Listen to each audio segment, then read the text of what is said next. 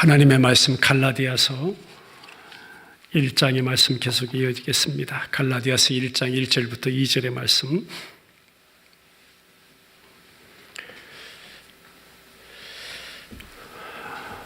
찾아서 같이 봉독하겠습니다. 1절 말씀부터 시작. 사람들에게서 난 것도 아니요 사람으로 말미암은 것도 아니요 오직 예수 그리스도와 그를 죽은 자 가운데서 살리신 하나님 아버지로 말미암아 사도된 바울은 함께 있는 모든 형제와 더불어 갈라디아 여러 교회들에게 아멘. 오늘도 앞에 선 저의 말이 아니라 성경의 말씀 속에서 말씀하시는 하나님의 말씀을 성령 안에서 들려지기를 기도합니다. 할렐루야. 사도 바울의 원래 히브리어 이름은 여러분 아시듯이 사울이죠. 사울이었던 그는 특별히 율법에 능통한 자라, 그리고 율법을 최고라 여기면서 한 사람이 공인의 자격으로 예수 믿는 자들을 핍박하고 또 예수 믿는 자들을 고발하고 예수 믿는 자들을 잡아다가 감옥에 가두는 일을 서슴지 않고 했던 그 사울이, 바로 그 사울이 다메섹 외곽 지역에서 하나님의 인도와 그 놀라우신 역사 가운데 누구 만나죠? 예수님을 만나게 됩니다. 그리고 그의 닫혀있던 영적인 눈이 열리고 그 주님 앞에 회심한 후 그때부터이죠. 그때부터 역사를 보면 로마 감옥에 바로 자기 자신이 그 감옥의 투옥이 될 때까지 약 30여 년 동안 예수 그리스도의 사도라는 이름으로, 사도 바울이라는 전혀 다른 공식 이름으로 당시 천하에 영원할 것이라 여겨졌던 제국 로마의 전역을 돌아다니게 된 것입니다. 무엇하러요? 복음 전하러요. 하나님께서 전적으로 인도하신 그 걸음이 바로 유명한 바울의 세 차례의 전도 여행 또는 선교 여행 길이죠.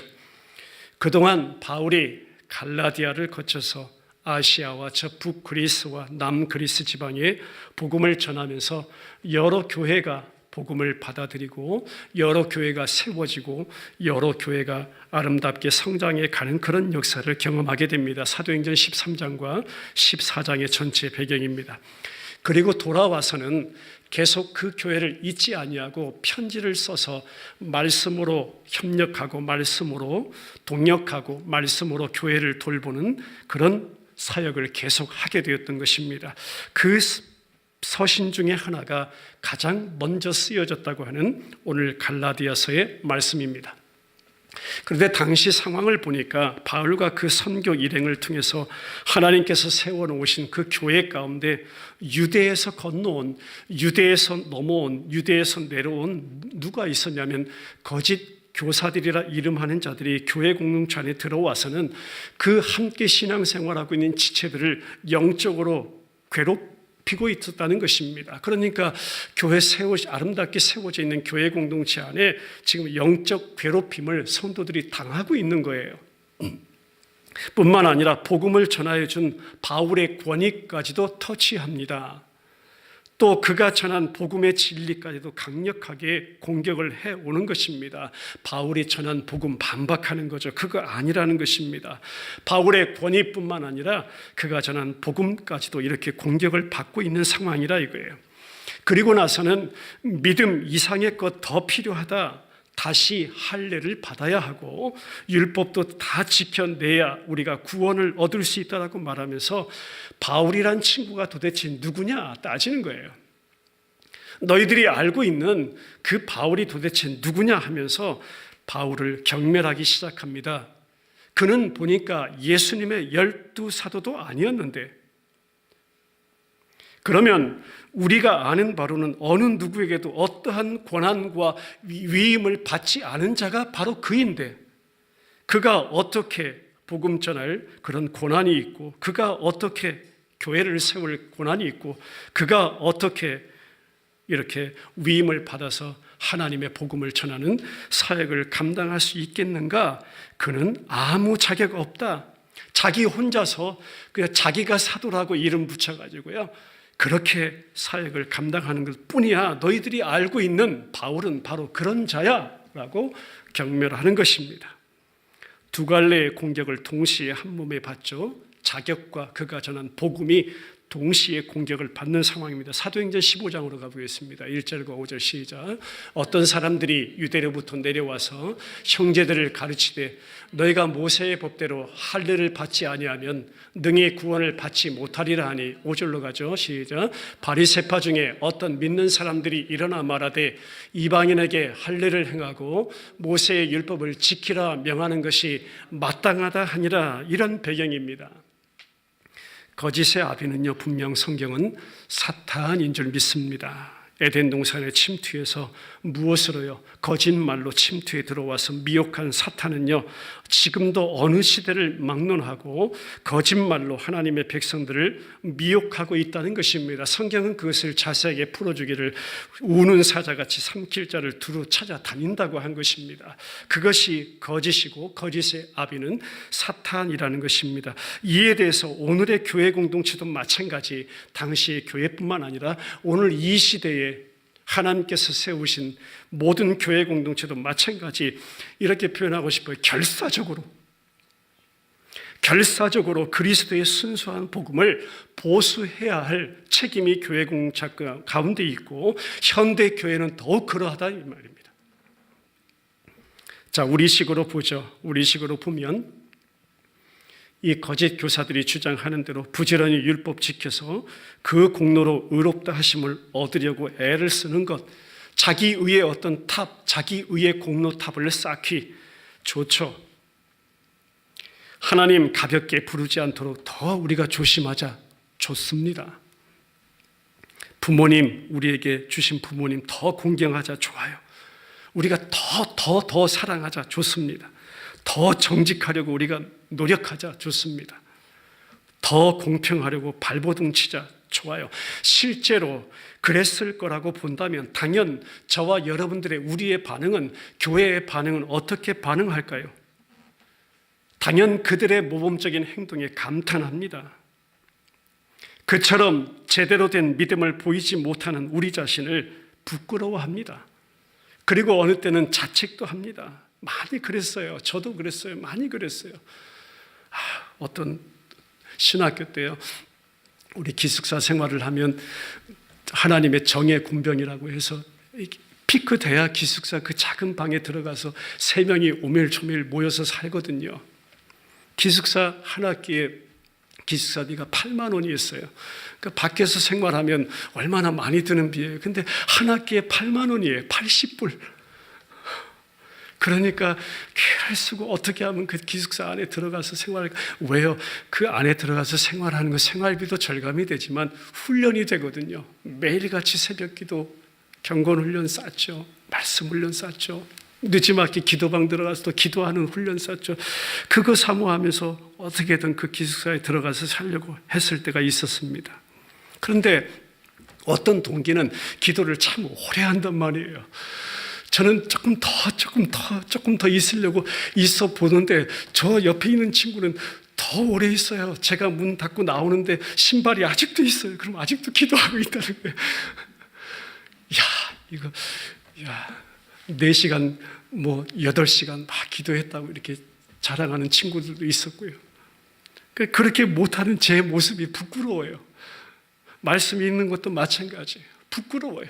자책이 들어요. 그렇게 하지 못하는 또 지체들을 판단하기 시작하고요. 정죄하기 시작하고요. 믿음 없다고 제 안에서 무슨 신학교에 와서 무슨 주예중이 되겠다고 자격이 되겠냐. 제 안에서 이미 판단하고 정죄하고 있어요. 그러면서도 사역할 때도 마찬가지입니다. 내가 어떤 의로운 일을 했다 손 칠 때 곧바로 그 공로를 내 공로로 돌려버려요. 누가 좀 잘했다고 할 때는요, 어떤 마음 드는 줄 아세요? 바로 그 잘함이요, 내 의로 바로 챙겨버려요. 제가 겉으로는 이야기를 안 하지만 속마음으로 그런 거예요. 사역을 하는 과정 중에 내가 잘했구나. 내 공로가 이렇게 컸구나. 이게 여러분 현대판 교회의 모습이 아닌가 생각해 봅니다. 바로 내 모습이고요. 이것이 우리들의 모습입니다. 순간순간 불쑥불쑥 튀어나오는 것이 이런 모습이라고 주님 앞에 솔직히 고백할 수밖에 없습니다. 그런데 바울은 여기에다 대고 전혀 다른 반응을 보이는 거예요. 오히려 그런 그들의 열심을 보고서 바울은 어떻게까지 설명하냐면요, 하나님을 떠나 다른 복음을 쫓아간다. 다른 복음을 쫓아간대요. 불같이 화를 내고 있는 모습입니다. 이유는 딱 한 가지, 그들이 결국 율법을 지켜내는, 한번 따라해보겠습니다. 인간의 선한 행위로 의롭다함을 받으려 했다.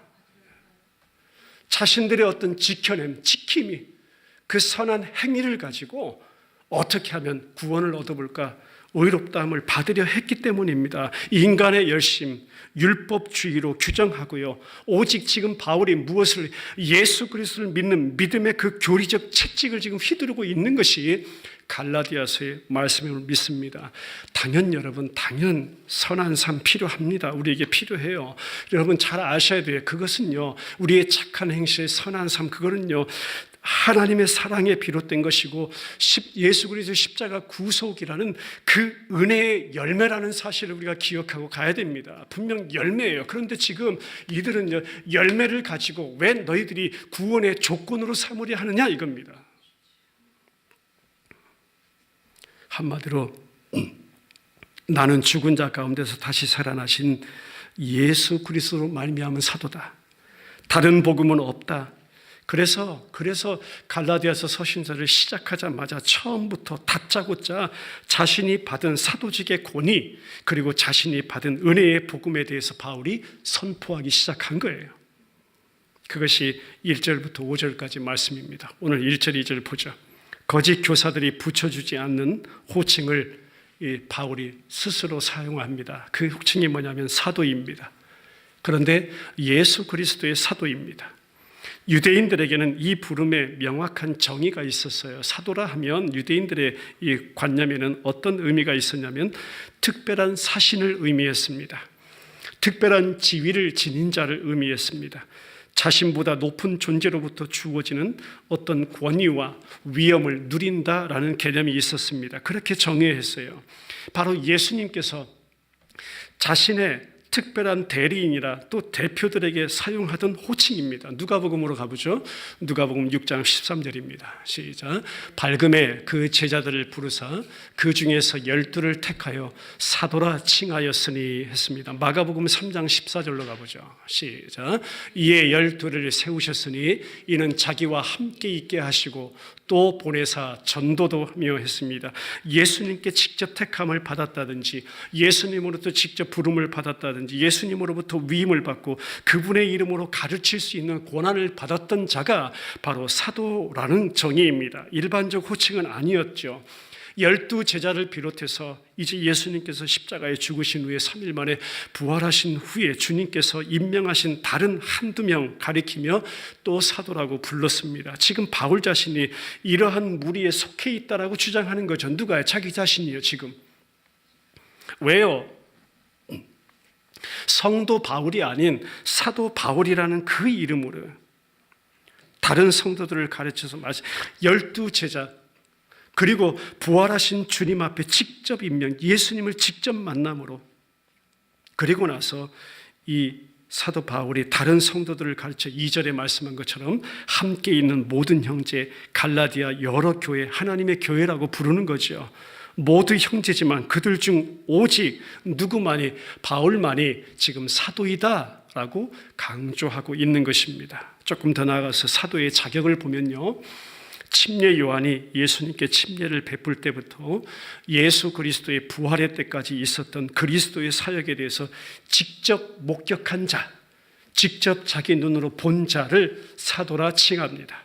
자, 두 번째 자격은요, 부활하신 주님에 의해서 직분자로 선택받아 그리스도의 부활을 증거하는 자, 그렇게 위임을 받아서 최초의 12 제자 외에 가룟 유다 대신에 누가 선출됐죠? 나중에 마띠아가 선출되었죠. 사도행전 배경으로 보면 사도의 수가 이렇게 제한되어 있던 것은 아닙니다. 바울이 그래요. 바울이요, 마침 다메섹 도상에서 주님과의 직접 대면 체험의 결과로 그 모든 조건과 요건과 자격을 갖추게 되었다는 것입니다. 그래서 바울의 사도직을 인정받게 된 것이고, 또한 바나바를 사도라고 부르고 야고보나 실루아노 역시 사도라고 불리게 된 것입니다. 바울이 그런 자격을 갖춘 자다. 나 예수 그리스도의 사도이다. 사도 바울이다 라고 지금 이야기하고 있는 것입니다. 자, 바울이요, 이 사도직의 본질에 대해서 전혀 의심하지 않고 있죠. 다른 서신서 한번 보겠습니다. 로마서 1장 1절 시작. 예수 그리스도의 종 바울은 사도로 부르심을 받아 하나님의 복음을 위하여 택정함을 입었으니. 고린도전서 1장 1절입니다. 시작. 하나님의 뜻을 따라 그리스도 예수의 사도로 부르심을 받은 바울과 형제 소스데네는 했습니다. 또는 하나님의 뜻으로 말미암아 그리스도 예수의 사도라 칭합니다. 고린도 후서로 가볼까요? 1장 1절 시작. 하나님의 뜻으로 말미암아 그리스도 예수의 사도된 바울과 형제 디모데는 고린도에 있는 하나님의 교회와 온 아가야에 있는 모든 성도에게 했습니다. 에베소서에 와서는 어떻게 설명합니까? 시작. 하나님의 뜻으로 말미암아 그리스도 예수의 사도된 바울은 에베소에 있는 성도들과 그리스도 예수 안에 있는 신실한 자들에게 편지하노니 했습니다. 골로새서로 가보죠. 하나님의 뜻으로 말미암아 그리스도 예수의 사도된 바울과 형제 디모데는 디모데 전서, 우리 구주 하나님과 우리의 소망이신 그리스도 예수의 명령을 따라 그리스도 예수의 사도된 바울은, 마지막으로 디모데 후서, 하나님의 뜻으로 말미암아 그리스도 예수 안에 있는 생명의 약속대로 그리스도 예수의 사도된 바울은, 오늘 이 갈라디아 와서는요, 이보다 더 상세하게 자신을 밝혀주는 것입니다. 어떻게 해요? 설명하잖아요. 나의 사도직은 절대 인간적인 것 아니다. 본질적으로 그것은 어디에서부터 온 것이냐면 하나님으로부터 온 것이다. 신적인 것이다. 사람을 통해서도 난 것도 아니다 라고, 사람으로 말미암은 것도 아닌 사도이다. 인간적인 모든 갖춰야 될 요건들을 다 이중으로 부정하고 나서는 사람에게서 난 것 아니다. 그렇다고 해서 12제자나 예루살렘 교회나 안디옥 교회 같은 그런 사람들의 모임에 의해서 임명된 것도 아니다라고 설명하는 것입니다. 당시 역사와 또 배경을 잠깐 설명드리면요, 당시 유대에 사내들인이라는 공회가 있었습니다. 우리 사도신경 혹시 기억하면 거룩한 공회화할 때 그런 공회라는 것이 있습니다. 사내들인이라는 그 공회 큰 핵심 가운데 두 줄기가 있는데, 그 가운데 한 줄기가 바리새인이고 한 줄기가 사두개인입니다. 성육신, 예수님의 성육신, 육체로 오신 부인하고 부활이 없다 하는 자들의 상징이죠. 이들이 사내들인 공회에서 임명을 해서요, 각 곳에 여행을 하면서 율법을 가르쳐, 다른 거 아닙니다. 복음 전한 거 아니에요. 율법을 가르치도록 공식 대표단을 자신들의 이름으로 뽑았었거든요. 사도행전 9장 배경으로 가보죠. 사도행전 9장 1절로 2절 시작. 사울이 주의 제자들에 대하여 여전히 위협과 살기가 등등하여 대제사장에게 가서 다메섹 여러 회당에 가져갈 공문을 청하니, 이는 만일 그 도를 따르는 사람을 만나면 남녀를 막론하고 결박하여 예루살렘으로 잡아오려 함이라. 공식 대표단의 대표로 이 사울이 이렇게 행하고 있던 그런 배경들을 보게 될 때, 그전 바울 자신이 옛사람이었을 때, 그러니까 다소의 사울이었을 때 그는 그렇게 살기 등등한 공회의 대표단이었다. 그 이론이었다. 하지만 지금 그를 보면 기독교의 사도로, 예수 그리스도의 사도로 임명이 되어서 그런 사람들에 의한 집단에 의해서 임명된 자가 아니다라고 밝히는 거예요. 인간 중재자를 통한 것도 아니다. 전적으로 신적인 것이다. 그의 고백으로 정리하면 오직 예수 그리스도와 그를 죽은 자 가운데서 살리신 하나님 아버지로 말미암아 된 것이다. 나 그런 사도이다. 예수님과 하나님 아버지로 말미암아 신적 근거, 신적 기원을, 인간적인 모든 근거를 이중으로 부정했던 그가 신적 기원 이중으로 다시 한번 강조하면서 의도적으로 오늘 본문 가운데 다짜고짜 처음부터 강조하고 있는 이유가 거기에 있습니다. 여러분 잘 보시면 이 고백이 뭘 말씀하는지를 우리가 들어야 될 줄 믿습니다. 이것입니다. 예수 그리스도는 단순한 사람이 아니라는 고백이에요. 바울 그 순간에도 예수님은 단순한 사람이 아니다. 그렇기 때문에 나의 사도됨은 하나님의 뜻으로 말미암아 된 것이다.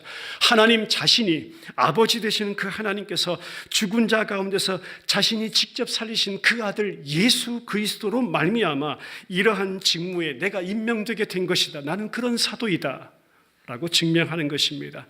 다메섹 그 길 한 선상에서 직접 바울에게 위임하신 분이 누구십니까? 바로 부활하신 예수 그리스도셨다 이겁니다. 마찬가지로 오늘 예배하는 저와 여러분들 마찬가지예요. 우리가 이렇게 주님을 만난 것이, 우리가 이렇게 주님을 본 것이, 우리가 주님을 나의 구주로 깨달은 것이요, 하나님의 전적인 은혜임을 믿으시길 바랍니다. 하나님의 이게 약속이고요, 하나님의 작정이었고요, 하나님의 예정하심이었고요, 하나님의 은혜 베푸심의 결과임을 믿습니다. 고린도 전서로 가보죠. 1장 8절 9절 시작. 주께서 너희를 우리 주 예수 그리스도의 날에 책망할 것이 없는 자로 끝까지 견고하게 하시리라. 9장 1절로 2절 시작. 내가 자유인이 아니냐, 사도가 아니냐, 예수 우리 주를 보지 못하였느냐, 주 안에서 행한 나의 일이 너희가 아니냐. 다른 사람에게는 내가 사도가 아닐지라도 너희에게는 사도이니 나의 사도됨을 주 안에서 인친 것이 너희라 했습니다. 할렐루야. 바로 저와 여러분들에게 임하신 은혜가 이것임을 믿습니다. 나의 모든 기원, 출발, 원인은 살아계신 하나님께 있습니다. 말씀 결론 맺고 기도하죠. 오늘 왜 바울이 제가 이렇게 많은 설명을 드리기까지, 이렇게까지 자신의 사도 직분을 강하게 변호하고 주장하고 있을까? 그것이 궁금하잖아요. 개인적인 어떤 허영심이었을까? 그것 아니었어요. 바울의 잠시 잠깐 우쭐해진 마음으로 자신의 그 사도 직분을 이렇게 강하게 주장하고 나선 것일까? 그것도 아니었다 이겁니다. 반대로 보죠. 그렇다면 사람들이 그저 홧김에 그저 감히 그의 사도 직분을 지금 건드리고 있는 것일까? 그것도 아니라는 것입니다. 그 권위에 반박해서 그저 홧김에 그들이 그렇게 도전한 것일까? 그것도 아니라는 것입니다. 자신이 사도라는 사실 자체에 있는 것이 아니었습니다. 할렐루야. 이것이 너무나도 중요합니다. 사도 바울 이렇게 사도직을 강하게 변호하고 또 강조하고 있으면서도요, 그것이 목적이 아니었어요. 자기 자신이 사도라는 사실 자체에 있는 것이 아니라 이유는 단 한 가지, 한번 따라해 보겠습니다. 예수 그리스도께로부터 그가 받아서 전하게 된 복음 진리에 사활이 걸렸기 때문에. 할렐루야. 그 복음 진리가 지금 사활이 걸렸어요. 이 복음이 복음으로 제대로 전해지느냐가 문제가 된 거예요. 자기 자신 사도됨 물론 강조하지만 그거 중요하지 않았어요. 바울이 예수 그리스도의 사도가 아니라면 사람들은 그의 복음을 충분히 거부할 수 있었기 때문에, 분명 그렇게 했을 것이기 때문에 복음으로 전해지는 것이 이 사도인 바울에게는 가장 중요했기 때문에 그의 사도됨이 전적으로 하나님에게서 예수 그리스도로부터 말미암았다는 사실이 증명돼야 됐던 것입니다. 사도 바울은 예수 그리스도의 십자가 구원의 복음이 거절되는 그것을 결코 견딜 수가 없었어요. 그 한 가지 사실을 결코 견뎠어요. 그가 전한 모든 것은 예수 그리스도의 권위에 따른 자신의 이야기가 절대 아니었기 때문에, 오직 그가 전한 모든 것은 예수 그리스도의 메시지였기 때문에 그렇습니다. 그래서 자신이 전한 예수님의 말씀을 변호하기 위해서 이렇게 본문을 시작하자마자, 편지를 시작하자마자 다짜고짜 자신의 사도적인 권위를 그렇게까지 강하게 변호하고 있던 것이 바로 사도 바울입니다. 사랑하는 우리 베델 침례교회 모든 지체들, 이 역사를 이루신 분이 하나님이십니다. 이 역사를 우리들 안에 이루신 분이 바로 하나님이세요. 이 복음을 통해서 구원의 역사를 우리에게 완성하신 분이 하나님이십니다. 그 은혜가 감사한 것이에요. 이 복음 때문에 우리가 하나 되었습니다. 이 복음 때문에 우리가 만나졌어요. 지금도 이 복음 한 가지, 공통된 것, 이 복음 한 가지 붙들고 살아가는 자 된 것입니다. 이 복음 때문에 내가 살리라. 이 복음 때문에 내가 여기에 있습니다. 이 복음 때문에 내가 여기에 서 있습니다. 내가 이 복음 때문에 살아가리라의 고백이 된 줄 믿습니다. 우리의 택하심, 우리의 부르심, 우리의 세우심 다 하나님께서 하신 것입니다. 여기에 감사와 감격이 넘치고요, 우리가 기뻐해야 될 충분한 이유를 믿습니다.